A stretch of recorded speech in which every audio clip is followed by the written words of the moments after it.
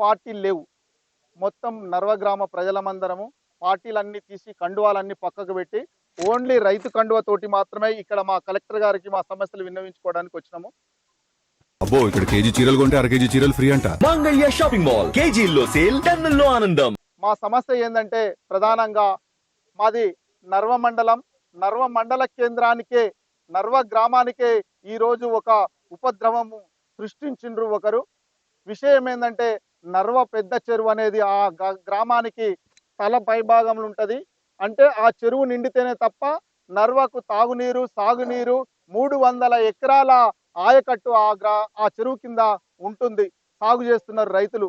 అయితే ఇప్పుడు మేము ఇక్కడికి కలెక్టర్ గారికి విన్నవించుకోవడం కోసం వచ్చిన విషయం ఏంటంటే ఆ చెరువులో 107, 108 సర్వే నంబర్లను కల్లూరి రవికుమార్, కల్లూరి ప్రసన్నల్ అనే ఇద్దరు వ్యక్తులు వాళ్ళు రైతులుగా మారి ఆ పొలాలను కొని పట్టాదారులుగా ఉన్నారు ఇప్పుడు.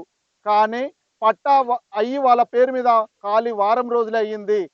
అయితే ఆ నర్వ పెద్ద చెరువు పై భాగంలో ఈ 107, 108 సర్వే నంబర్ భూములు ఉన్నవి. అంటే అది బఫర్ జోన్లోకి వస్తుంది. దానిని ఎఫ్డిఎల్ బఫర్ జోన్లోకి వస్తున్నవి. కాబట్టి దాని ద్వారా మాకు వచ్చే నష్టం, మా గ్రామానికి వాటిల్లే నష్టం ఏంటంటే మొత్తము సహజ సిద్ధంగా ఇన్ని వందల ఈ భూమి పుట్టినప్పుడు ఉన్నప్పుడు చెరువుని ఈ రోజు ఆయన అడ్డుకుంటున్నాడు. సహజంగా వచ్చే పై గ్రామం ఉందకోడు నుండి చెరువులు కుంటలు నిండి వరదగా వచ్చి ఆ చెరువుని నర్వ చెరువు పెద్ద చెరువు నిండుతుంది.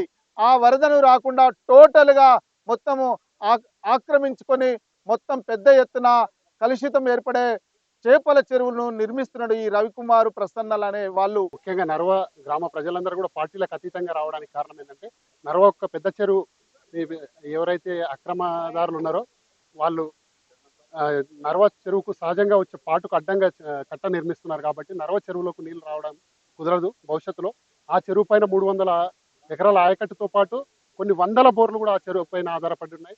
భవిష్యత్తులో ఈ వాటర్ రాకపోతే కాలం ఇట్లా పోయింది ఎన్నో కారణంగా భవిష్యత్తులో ఇంకా రైతులు చాలా ప్రాబ్లమ్స్ ఎదుర్కొనే అవకాశం ఉంది. దీంతో పాటు మత్స్యకారులు, మా ఊర్లో ఒక 10 కుటుంబాలు ఉన్నాయి, వాళ్ళ బతుకు కూడా కొంచెం చిన్న భిన్నంగా అవుతుంది. వాళ్ళు చేపల పైన మాత్రమే ఆధారపడి ఉన్నారు. ఇలాంటి చేపల చెరువుదారులు పెద్ద పెద్ద వాళ్ళు వచ్చి వాళ్ళు చేపల చెరువులు నిర్మించడం వల్ల చిన్న కారు మత్స్యకారులు ఇబ్బంది పడే అవకాశం ఉంటుంది. కాబట్టి కలెక్టర్ గారు దీనిపైన స్పందించి దీనిపైన చర్యలు తీసుకుంటారని